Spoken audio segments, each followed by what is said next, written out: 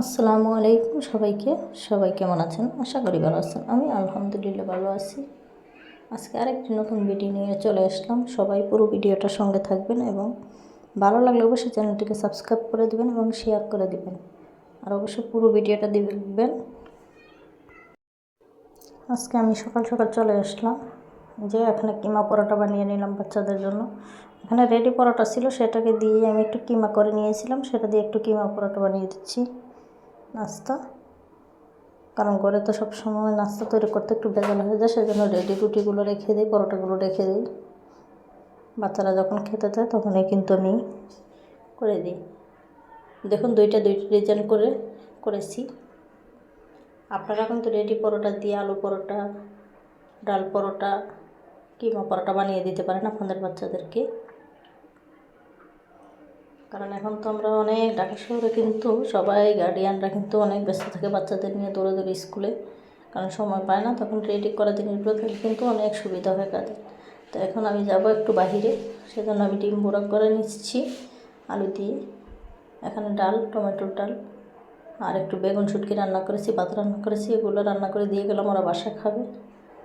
আর আমি আজকে আমার বান্ধবীদের সঙ্গে আমরা যে লটারিটা করি সেটাই ধরবো। দেখুন গড়দরের অবস্থা, এগুলো একটু গুছগাছ করে সব ঠিকঠাক করে দিয়ে যাচ্ছি।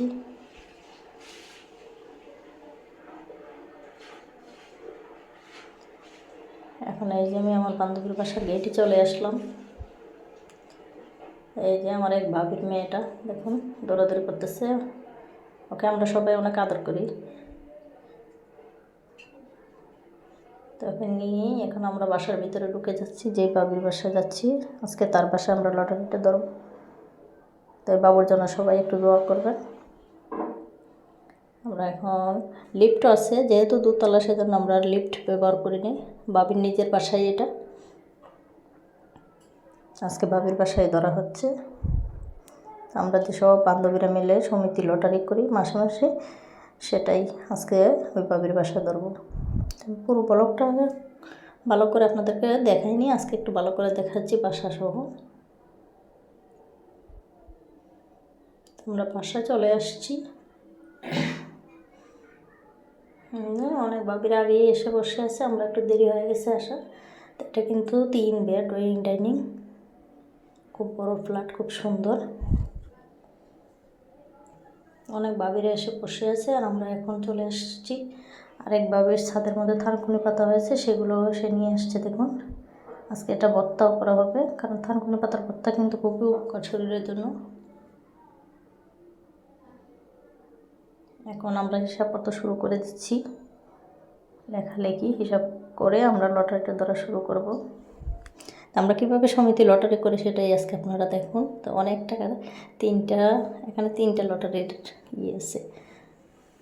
এখন আবার নতুন করে একটা 2000 করে, এটা তো অনেকগুলো টাকা পাওয়া যাবে। সবাই দোয়া করবেন, কারণ আমরা মহিলারা যা টুকিটাকি একটু টাকা জমিয়ে সেই সমিতিটা আমরা করি।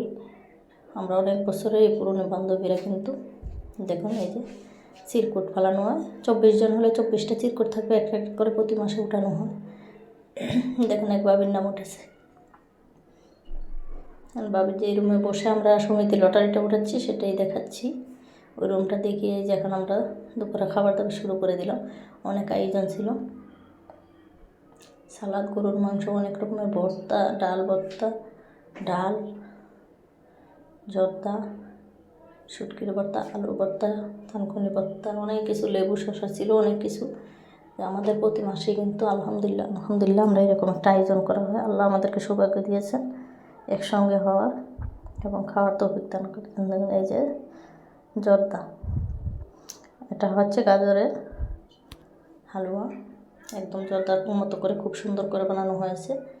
অবশ্যই যারা আমাদের সাথে শরীর হতে চান অবশ্যই আমাকে কমেন্ট করবেন, মেসেজ করবেন। ঢাকায় যারা আছেন কাছাকাছির মধ্যে আমাদের সাথে থাকলে কিন্তু অনেক আনন্দ করতে পারবেন, কারণ আমরা ঢাকা শহরে তো একা একা সবাই থাকা হয়।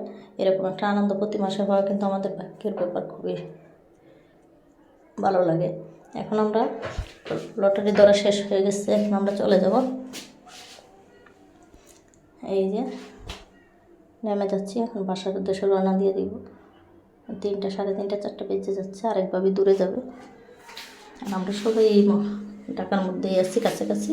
ওই ভাবি একটু বাসে করে যাবে, সেই জন্য আমরা এখন বের হয়ে একদম সবাই সবার বাসা চলে যাচ্ছি।